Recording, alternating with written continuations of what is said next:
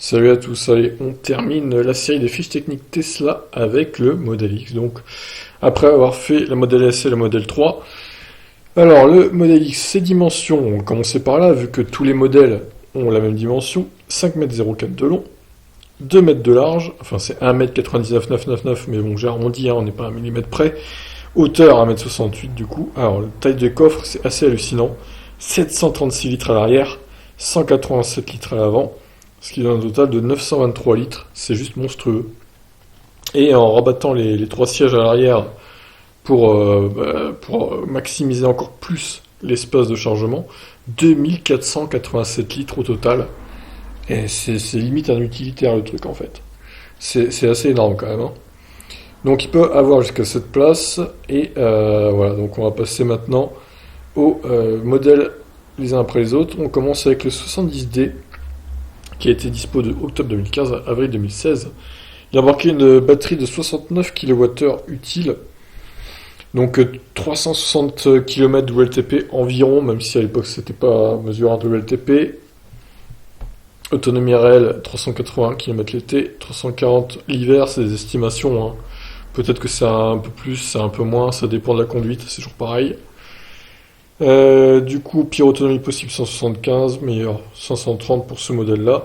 A noter qu'il avait 332 chevaux, celui-là, 490 Nm de couple, 6 secondes 2 le 0 à 100, ce qui n'était pas top par rapport aux autres qu'on va voir. Et une Vmax de 210 km/h de tonne 3 pour le poids. On passe au deuxième modèle de la série. Donc d'octobre 2015 à août 2016, le modèle X90D. Donc celui-là était aussi 4 roues motrices, hein. Donc 82 kWh de batterie quand même. Par contre, il consomme un peu plus celui-là vu qu'il est un peu plus lourd. Et donc il est plus puissant aussi du coup. 0 à 100 en 5 secondes, 422 chevaux quand même. L'autonomie était environ 40, entre 35 et 40 km de mieux, on va dire. Vu qu'il avait une batterie de 13 kWh de plus. Donc voilà, on passe à la suite avec le... alors lui c'est le modèle XP90D, donc modèle version performance, même principe, hein, sauf qu'il est boosté en gros. 469 chevaux, 967 Nm de couple, 0 à 100 en 3 secondes 9, en dessous des 4 secondes du coup. C'était la version performance et du coup 50 kg en plus sur la balance par rapport au 90D normal. Bon alors ils nous ont sorti la version Boost aussi, hein, chez Tesla évidemment. Ils aiment bien jouer avec l'accélération. On a eu droit à la P90D Ludicrous, nitroglycérine Boost Turbo. Donc un peu moins... Ah non, l'autonomie a été mesurée pareil, hein, pour le coup. J'ai quelques doutes là-dessus parce que d'habitude c'est un peu moins. Mais bon après, peu importe, hein. Ça va pas changer grand-chose je pense, même si c'est pas le cas.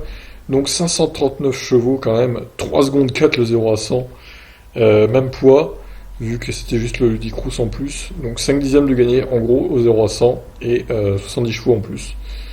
Voilà, pour ceux qui veulent faire les kékés de 0 à 100, c'est la bonne voiture. Donc j'ai précisé également les prix, hein, des occasions.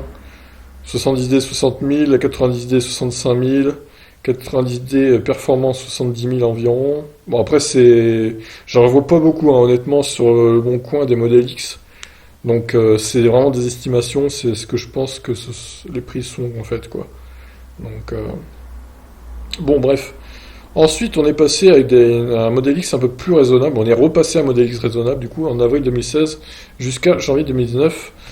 Donc un modèle X 72,5 kWh de batterie utile, c'était le 75D. Donc 417 km NEDC, 365 environ en WLTP, avec une batterie donc 10 kWh de moins que le 90D. On pourrait croire que c'est 15, mais non, c'est 10 du coup. C'est bien pour ça qu'il faut faire gaffe aux batteries utiles. C'est surtout ça qui incombe pour l'autonomie et tout quoi. Du coup, bon bah voilà, et on est repassé à des puissances normales, on va dire 332 chevaux, 5 secondes 2, 0 à 100, 210 km/h, 4 roues motrices, 110 kg au moins sur la balance par rapport au 90D, vu que la batterie est plus petite, du coup, c'est pareil logique, et des consos donc un peu plus raisonnables, en dessous des 20 kWh au 100, pour l'été du moins. Ensuite, on est passé à un encore plus petit niveau batterie et autonomie, 60X60D du coup, Et celui-là, c'était une version 75, mais bridée en fait, avec une batterie utile de 62 kWh. Donc bon, la conso à peu près pareil, hein, vu que c'est clairement les mêmes poids et tout. Bon, niveau perf, du coup, c'est un peu moins bien vu que la batterie est plus petite, donc le voltage est plus petit également. 1 seconde de perdu quand même sur le 0 à 100. Ça fait mal, ça fait mal. Donc l'autonomie, donc 310 km environ de WLTP hein, pour cette version, qui est sûrement la moins chère sur le bon coin, mais honnêtement, bon, est-ce qu'elle a un intérêt? Alors vous me direz, il y a les superchargeurs, donc c'est bien, c'est pratique, c'est vrai, pour les grands trajets, mais quand même, ça fait quand même plus de 50 bornes en moins d'autonomie, c'est pas négligeable, hein. Après voilà, en fonction du usage de chacun, mais en même temps, ça donne un Model X abordable. C'est bien l'un des seuls d'ailleurs qui est abordable, hein, parmi la liste, même d'occasion. Donc les deux derniers pour terminer, avec le Model X Performance Ludicrous Turbo Boost machin.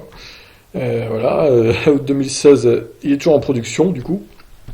98 kWh de batterie utile, donc c'est la version long range performance hein, en gros du Model X.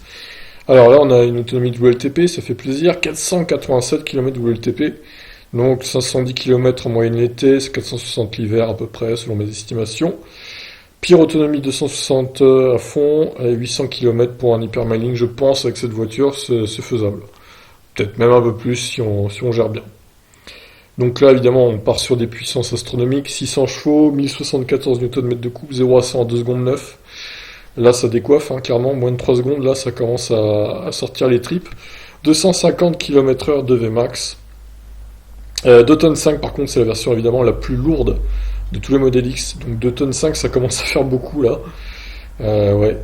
Donc il est vendu un bras, hein, on peut le dire, 106 700 € sur le site tesla.com en date du 2 novembre 2019. Oui, si vous regardez cette vidéo en 2020 ou quoi, hein, les prix fluctuent tout le temps chez Tesla, donc je préfère mettre la date. Les occasions autour de 90 000 € sur le bon coin. Et on termine donc avec la Model X long range, normale, hein, sans les versions perf, avec des consos quand même un peu plus raisonnables. Sachant qu'ils ont quand même travaillé pour ces deux derniers modèles là en production sur l'efficience, un peu comme la Model S Long Range et Performance qui est actuellement disponible aussi. Donc 507 km de WLTP pour cette Long Range. Model X, donc 530 km l'été en moyenne, 480 l'hiver. Donc voilà, après on part sur des perfs un peu moins élevés. 422 chevaux, 660 Nm de couple. 0 à 100 en 4 secondes 6, 250 km/h. Et 2 tonnes 459 sur la balance. Il s'achète à 90 700 €, celui-là sur le site Tesla. Et on en trouve autour de 80 000 € sur le bon coin, à peu près, pour cette version long range donc du Model X. Voilà, j'ai fait le tour, on va lire ma petite conclusion. Comme d'habitude, je fais une petite conclusion.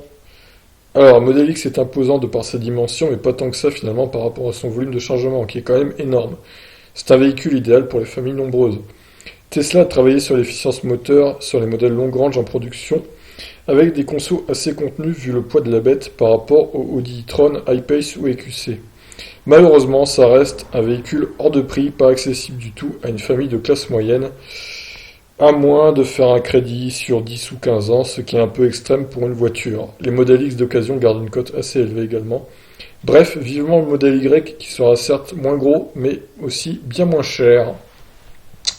Voilà, donc ce qu'on pouvait dire sur ce modèle X. Après voilà, si vous avez 3 gosses par exemple, c'est vraiment et que vous avez les moyens, évidemment, c'est vraiment la voiture idéale pour une famille nombreuse. Là franchement, on peut pas faire mieux je pense. Donc c'est vraiment la voiture parfaite pour ça. Écoutez, voilà, on en a fini avec ces fiches techniques du Model X moi j'ai pas mis trop de temps, 1h30 à peu près, donc ça a été à peu près vite. Et je vous laisse réagir. Ciao ciao!